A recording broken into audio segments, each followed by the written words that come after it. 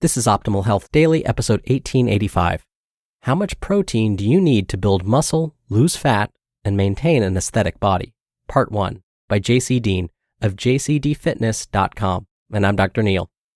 Hey there, happy Saturday and happy 1st of October if you're listening in real time.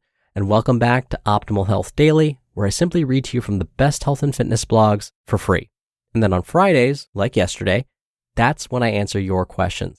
Remember, you can send me a question by going to oldpodcast.com/ask or email your question directly to health@oldpodcast.com. Now, today's episode is a little longer than what I normally read. So whenever that happens, I'll read the first half today and then finish up the rest for you tomorrow. So with that, let's jump right in and hear part 1 and start optimizing your life.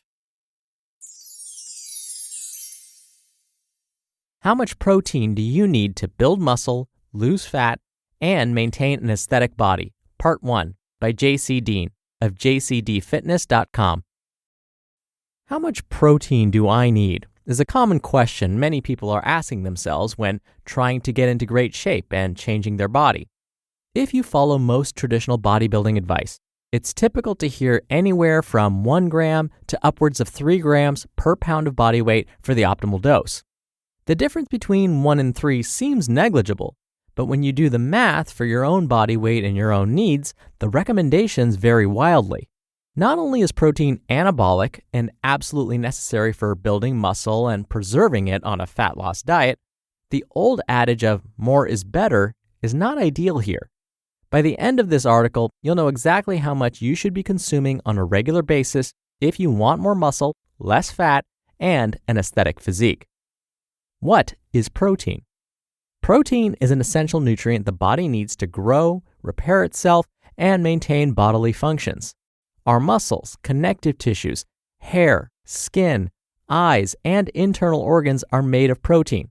When broken down further, protein is comprised of what's known as amino acids. All in all, there are 20 essential amino acids the body needs daily, and out of those, 9 of them are what we call essential, meaning the body cannot make them. Therefore, we must get them through our diet. The amino acids combine to form proteins that are used by the body to rebuild muscle tissue and to rebuild cells as they turn over in our bodies during repair. You lose skin and hair cells daily, and without adequate protein, it would be very hard for them to be replenished. In short, without an ample supply of protein, your body cannot exist. When people think of protein, foods such as cheese, milk, eggs, meat, fish, and poultry all come to mind. However, many grains, legumes, nuts, seeds, and other plant-based foods also contain protein, just not in the same quantities as the previously mentioned animal products. The difference in the bare minimum and optimal needs for protein. Intake. The needs of an athlete or someone who's training using resistance with the goal of changing body composition is going to differ greatly from those who aren't active and leading a sedentary lifestyle. The current RDA, or recommended dietary allowance, is anywhere from 46 to 56 grams daily. There are some varying recommendations for teens and women who are breastfeeding, but it's not a huge difference. When you break it down, some numbers have recommended about 0.8 grams per kilogram of body weight. This equates to about 0.4 grams per pound of body weight.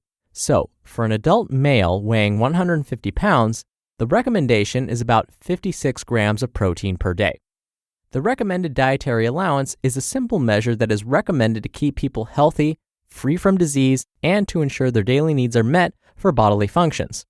This is important when looking at populations who aren't exercising with the goal of changing body composition, and for those in areas where adequate protein intake might be difficult to achieve, like in very poor third world countries.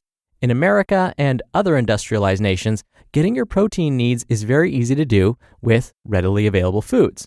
Heck, even if you subsisted on a diet of 2,000 calories of nothing but grains, beans, fruit, and plants, this number is still easily achieved. However, this intake is not ideal for building muscle, losing fat, and changing your body composition. Can some still do it on this amount of protein per day? Possibly, but it's not recommended for the majority. What's the optimal daily protein intake? There are a lot of opinions here, But when you look at the research, it seems to fall right in line with the figures of 0.8 to 1.5 grams per pound of body weight. Lyle McDonald's protein book is an amazing resource on this topic. When looking at various literature, it seems that 0.8 grams per pound is probably enough. Menno Henselman's write-up does a great job of sifting through the scientific papers to give you all the assurance you need that you're not missing out on any gains by pounding the protein powder and getting upwards of 2 grams per pound of body weight. To keep things incredibly simple, I just rounded up to the old recommendation of 1 gram per pound of body weight. My reasoning is twofold. 1, on a muscle-gaining diet, it ensures you're getting enough to cover your bases. And 2, on a fat loss diet, it allows enough room for other foods like carbs and fat that are just as important to have in your diet to ensure you meet nutrient needs. Protein quality and amino acid profile. Hear that on tomorrow's episode. You just listened to part 1 of the post titled, How Much Protein Do You Need to Build Muscle, Lose Fat, and Maintain an Aesthetic Body by JC Deen of JCDFitness.com.